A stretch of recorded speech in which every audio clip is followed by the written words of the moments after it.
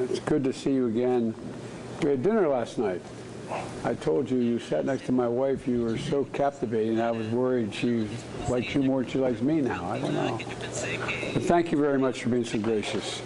You heard me say it before. Nothing is beyond our reach, in my view. I really mean it.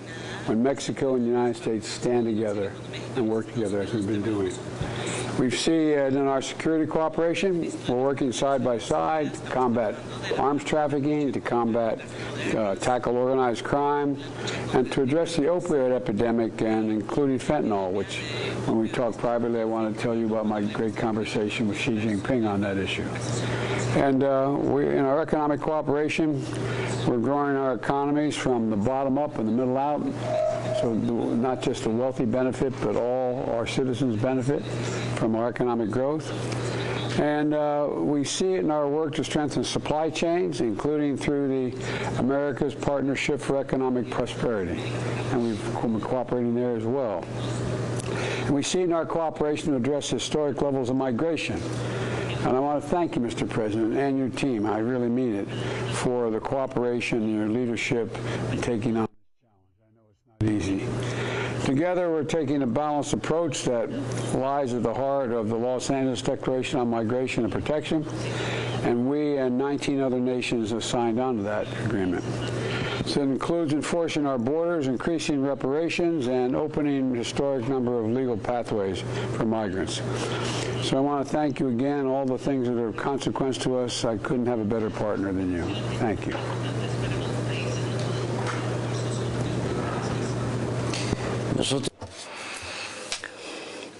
We are highly satisfied of joining you here in San Francisco and have the opportunity to meet President Biden anew. The relation between our countries is excellent. Our people, our friends, this is a respectful and cooperative relationship for development.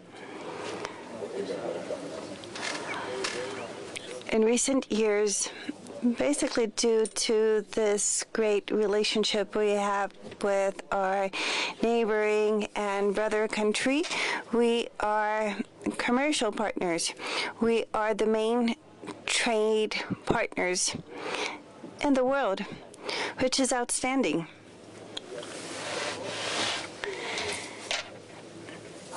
At the same time, there are around 40 million Mexicans working and living with decency in the United States, which strengthens our bonds. And of course, progress needs to be made, further progress needs to be made to address the migratory phenomenon. We're working on that jointly in coordination, and we wish to thank President Biden because he is the first president in recent times in opening legal pathways for migration.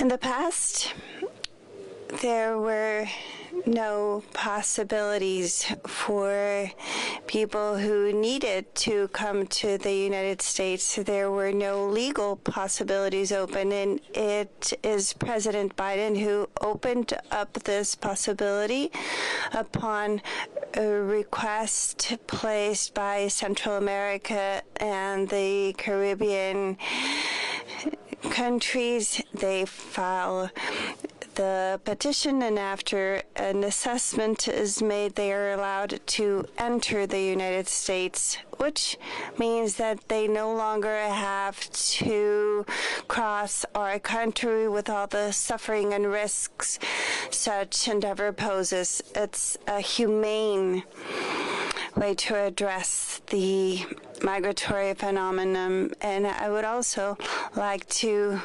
express and to state that he is the first president in the United States in recent times who has not built walls. It is true, and we need to continue to support one another, so migration is an option and not enforced. We wish to assist the people in their countries of origin when they are forced to migrate. We are fully satisfied in holding this meeting. And as regards to drug control, Mexico's undertaking is to continue to support, so we do not allow the introduction of chemical components and chemical precursors to fentanyl, because we're fully aware of the damage it poses to the United States youth. This is a matter of humanism. It's an act of solidarity. We are sincerely committed to continue to assist at our fullest capacity to prevent drug trafficking, namely the entrance of fentanyl and other chemical precursors.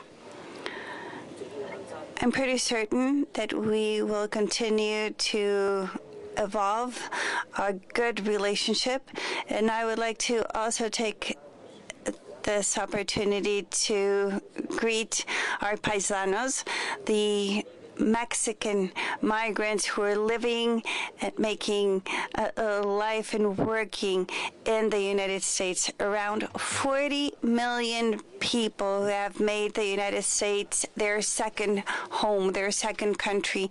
And I would also like to inform those who may not be aware of this, that in recent years, there are many American citizens who are moving to Mexico to stay there, to live in Mexico. So welcome, because we are brotherly countries. Thank you. This is what I wanted to say, as well as that we have a great relationship and you have an extraordinary president in the United States, a man with convictions, a good man. Thank you.